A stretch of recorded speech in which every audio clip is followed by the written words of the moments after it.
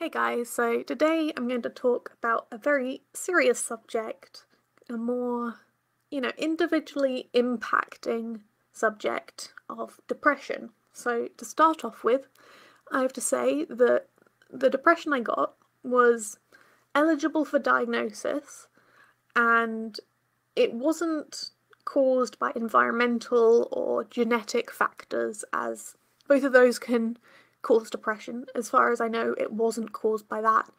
Instead, it happened, and so I very much think that it was caused by me changing medication and therefore horrendously unsettling my hormonal levels.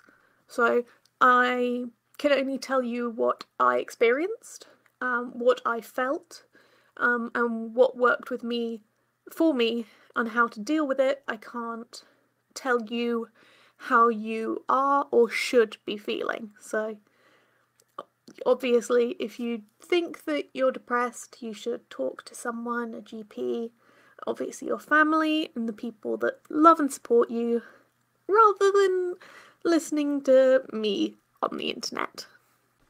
So my experience started just at the beginning or just after, I think it's just after the Christmas holiday. So that was because of my chronic migraines. I finally went to the GP and was just like, this is a bit ridiculous.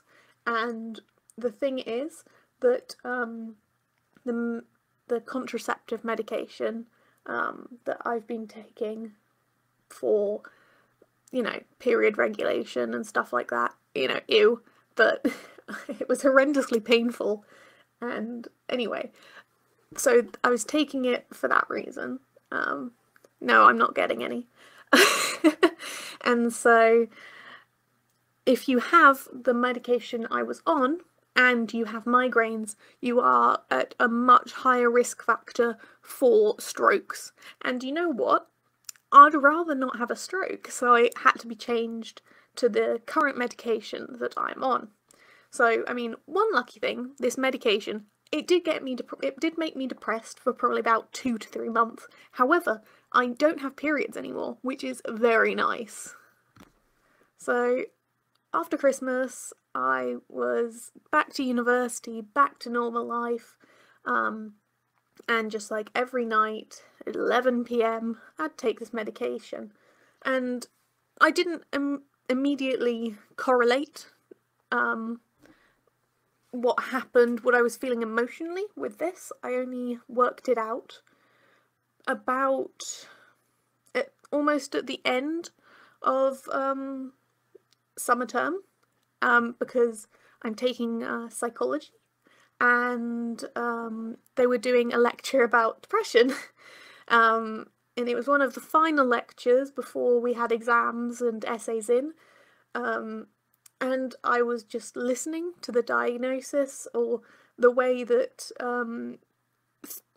the psychologist defined depression as being a lowered mood for, I think it's 2 weeks, more than 2 weeks, so your mood is lowered significantly more than normal for a long period of time. It's not just being sad, it's not just reacting negatively to normal things, it's kind of an ongoing issue. So I was just like, wow, man, I have been clinically depressed for about 2-3 months. But I was just coming out of it. I was kind of on the way to back to normal at that point, so I didn't really do anything about it. I didn't say anything about it. I was calling my boyfriend. He was just like, I mentioned oh, I worked out, I was depressed, and he was just like, what? And then, it kind of clicks, the behavioural things, how different I was, and it was a bit of a shock, but it made sense. So for myself, the way that I felt when I was depressed was kind of, I've conceptualised it in my mind in the same way as the evil levels and the kindness levels in Stitch, in the Lilo and Stitch movie. So there's this person, and, normally a normal human when they wake up in normal life, you know, they're about 50-50, you know, there's like 50% goodness, 50% sadness. You know, the normal level when you wake up as a human being, you're at 0. Or actually, I'm rather a positive person, so I'd say that I'm usually, when I wake up, I'm quite positive about the world, or at least I was normally, and I would say I'm kind of waking up at a 10%, you know, I take care of my health, I try to be positive, I'm usually at about a 10%, a plus 10, and then kind of one day I realised, now this is before I correlated it with the depression, I just realised that I was waking up, I was living life, and just like my natural stasis was at about minus 20%, minus 20 or whatever in this weird conceptualization I've got. So I was just not feeling happy, and one of the main things that I noticed also was I have 1,002 hobbies. I read, I draw, I play video games, there's so many things I do in my free time, and there was just these vast amount of time where these things that usually give me joy, that I like, that intellectually and emotionally stimulate me, were suddenly just not having the same reaction. Looking through the NHS definition, like, this is a symptom, so it's kind of you lose interest in the things you enjoy, is how they categorised it. So I very much felt that, like, it was quite sad, you know, because I was doing things and just not enjoying them. So the only one that I didn't necessarily experience that was in the NHS, kind of, this could happen, this could be the symptoms, was anxiety. So I didn't really feel anxious. I kind of overthought about things, so I had probably about a week, maybe half a week, but yeah, where I was just really, really conscious of the fact that one of my eyes is slightly lower than the other. So if you were drawing a face and you had the line for the eyes, the left eye, I'm pretty sure, I'm going to get a mirror and check. Where's the mirror? I can't find it. Oh wait, here it is. So my left eye is just, like, the tear duct is about 3mm, 4mm below my right eye. And I was just, you know, I felt hideous. I know no one else would observe that. I mean, I've observed this in the past, but it's just, this thought was just ruminating and just, you know, recreating itself and building, and just a constant thought in my mind. I didn't care that people, if people like what people thought of it. It was just this presence of negativity, I think, and this is one of the and generally I was just kind of not as positive, I was just not feeling as good, but that was one of the more conscious impacts, I think, that it had on me. So while I was going through this, it was quite a long period of time. It kind of subtly crept up and then much more gradually kind of dissipated. Probably took about a month to dissipate and probably about 2 weeks to appear. But it wasn't any sudden change. It wasn't me just being sad. It was more of a mindset in the way that I expressed it, or like felt it. But I mean, it is noticeable. I mean, I didn't consciously know to hide what I was feeling, because I didn't know it was depression. I didn't really think about it. It was just me feeling different. So it was very noticeable from the outside. I have a tendency, I live off campus and I kind of walk home, and if I'm not walking home with anyone, I'll just call my boyfriend and chat you know, on my walk home or my walk to lectures or wherever. If it's a long walk, you know, I might as well do something while I'm walking, and I like chatting. So, you know, win-win. But because I had this, he's at a different university, he doesn't see me that often, but we were kind of constantly in contact. Like, it was almost an everyday, you know, half an hour, 20 minutes phone call, which sounds, I mean, a bit cringy. It's a bit too cutesy now I think about it. And I mean, my last chat with him, I chatted with him yesterday, and I wanted to just go over like how he experienced my depression, because I think he was the one that experienced it the most. I was talking with him the most. Like, my family, it was took place while I was at university, so none of them really experienced the worst of it. So he noticed that I was like quieter, I was like less engaged, and I kind of spaced out. So it's not necessarily that I wasn't listening or anything extreme, it was just kind of less intellectually, you know, a less sharp knife in the box.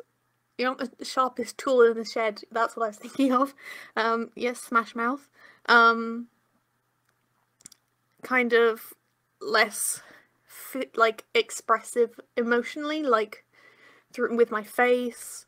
And specifically, I didn't know this, but he noticed that my speech was quite different. So I was kind of like slower to respond and more negative. I don't know. I didn't ask specifically whether it was definitely more negative towards myself, in a less joking way, more serious about it. I don't know whether I was more negative about other things other than myself.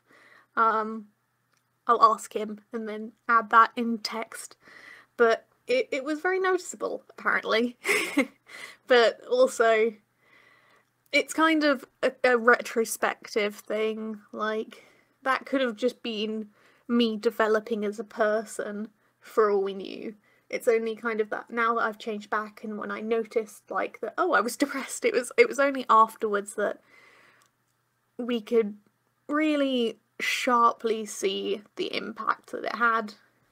So, when you are depressed, what should you do? Like, I didn't do anything, because I didn't know that it was happening, consciously, but like unconsciously I was just like sad, or just like less happy, so I went out of my way to make myself happy. I went, you know, if I'm at minus 20% on average, then, you know, I just have to put in more effort, or at least I felt that I had to put in more effort and just like to enjoy life. So I did the things that I liked, even though they, you know, I did kind of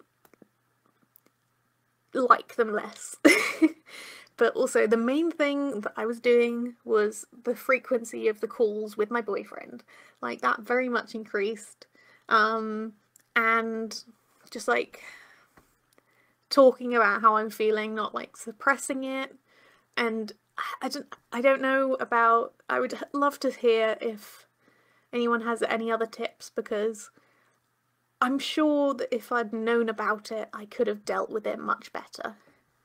But past what you can just do, you're supposed to like increase in exercise, like make sure you have a healthy diet and stuff like that. I was kind of unconsciously doing that. I mean, I probably ate a little bit too little in that period of time, which is not necessarily an NHS symptom, but can be a symptom, decreased appetite. But basically what you should do is work out that you might be feeling depressed. So make sure that it's a long-term thing, more than 2 weeks at least, and go to a GP. So the first thing that they'll probably do is watchful waiting is the term they take, which is basically what I naturally did. So they kind of know, and they just see if you'll get used to it, see if your body will settle.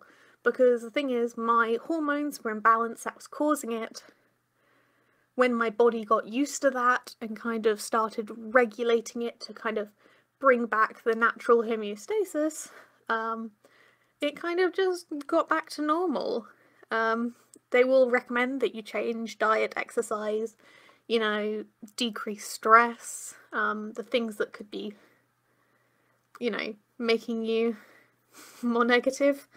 And it's only after kind of you've gone through these avenues and it's really not working for you that they'll kind of get into cognitive behaviour therapy, kind of talking therapies, and then possibly go on to antidepressants.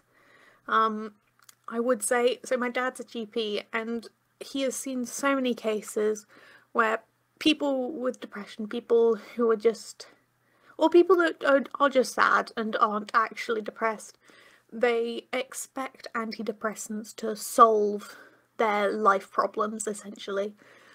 Antidepressants are biological chemical things, and quite a few of them, one or two of them, it won't necessarily get rid of the source of issues, but sometimes, I don't know what's the name for it, but I've heard that it just makes you not care about what's going on, which, so I'd say, like, use whatever is available before becoming reliant or expecting changes from pills, or any sort of shortcut is not going to be effective in the short or long term. Unless, of course, it's really, really, you know, you're suicidal, you know, you really need just like a sudden change to like stop the snowballing effect, which can only lead downhill.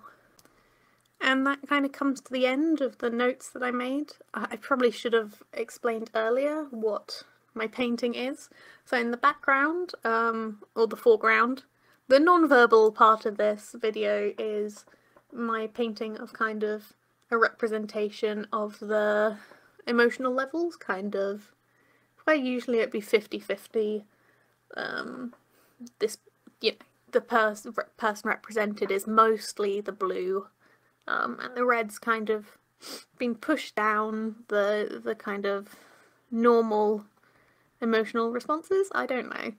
I kind of just felt it and did it, and I hope that maybe if you're depressed, I've given you a tip that might help, or encourage you to get more help, or, you know, you don't need to be depressed. Like, if you know someone, you definitely know someone in your life that's going through something similar, if not depression, and just like, I think knowing that it's not something you can't snap them out of, it's not some sort of oh, you're just being sad, or you're just not putting effort in. It is a biochemical, it's, you know, it's a biological problem, a disease that you kind of just need to be kind and try to softly help. So I hope that it can help someone understand a bit more, and I'll link some lectures and other research if you want to learn more. So thank you, come again.